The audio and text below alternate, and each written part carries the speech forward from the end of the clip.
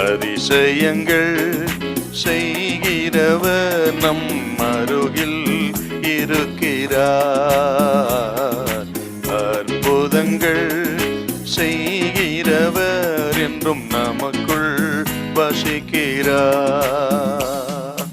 Mark 5ஆம் அதிகாரம் 3 முதல் 5 வசனம் கொஞ்சம் வாசிக்க பார்க்கலாம். அவனுடைய குடியிருப்பு கல்லறைகளிலே இருந்தது.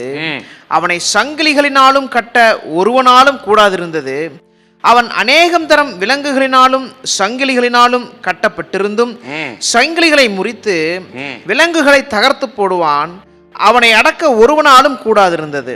அவன் எப்பொழுதும் இரவும் பகலும் மலைகளிலும் கல்லறைகளிலும் இருந்து கூக்குரல் இட்டு கல்லுகளினாலே தன்னை காயப்படுத்தி கொண்டிருந்தான்.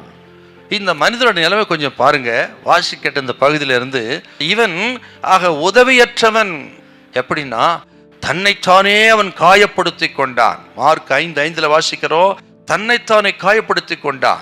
தனக்கு இருந்த பலத்தை தன்னை அடிப்பதற்காகவே அவன் பயன்படுத்தினான். பாருங்க, இன்னைக்கு சாத்தான் அநேகரை ஆக தற்கொலைக்கு நேராக தூண்டுகிறானே, சரீரத்தை கெடுத்துக் கொள்கிறார்ல, அதுக்கு அடையாளமா இந்த மனுஷன் இருக்கிறான். மட்டுமற மனிதர்கள் விலங்கு போட்டு இவனை ஒடுக்கினார்கள், கட்டி வைத்தார்கள். அந்த விலங்கையும் முறித்து கொண்டான்.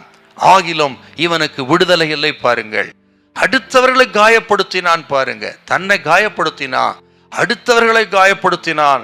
இரவும் பகலும் அவன் மலைகளிலும் வனாந்தரத்திலும் கல்லறையிலும் இருந்து கூக்குரலிட்டு கதறி இருக்கிறான். பாருங்கள், இந்த பிரச்சனை ஒரு நாள் 2 நாள் இல்ல, நெடுநாளா இருந்ததாக லூக்கா 8:28 வாசிக்கிறோம். இரண்டாவது அந்த மனுஷன் நிலைமை லூக்கா 8:27 வாசிக்கிறோம்.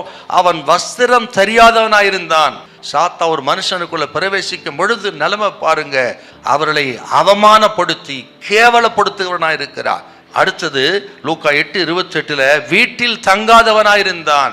அவனுடைய குடியிருப்பு மலைகளிலே குடியிருந்தான், கல்லறையிலே குடியிருந்தான், வனாந்தரத்தில் குடியிருந்தான். பாருங்க, எத்தனை பரிதாபம் பாருங்க. ஆனால் இயேசு யாருன்னு கேட்டீங்கன்னா, இந்த மனுஷனுக்கு பரிபூர்ண சுகத்தை கொடுத்து விடுதலை கொடுத்து அவன் விலங்கை முறிச்சார், அவனை விடுதலையாக்கினார். அப்படி அதை கேட்கிறவங்களுக்கு ஆண்டவர் சொல்கிறா, அடிமைத்தனத்திலிருந்து விடுதலையாக்குவார் இயேசு, பிசாசின் பிடிந்தவர்களை விடுதலையாக்குவார் இயேசு. உங்களுக்கு உதவி செய்கிறவராக நம்பிக்கையுடைய மக்களாய் மாற்றவும், உங்களை விடுதலையாக்கவும் ஆசீர்வதிக்க இயேசு வல்லவராய் இருக்கிறார். இது விசுவாசிக்கும் பொழுது இன்றைக்கு உங்களுக்கு ஒரு அற்புதம் நடக்கும், இன்றைக்கு ஒரு அதிசயம் நடக்கும். அந்த மனிதனுக்கு விடுதலை கொடுத்தவர் உங்களுக்கு விடுதலை கொடுப்பார். இயேசு உங்களை கைவிடவே மாட்டார். ஹல்லேலூயா, ஹல்லேலூயா.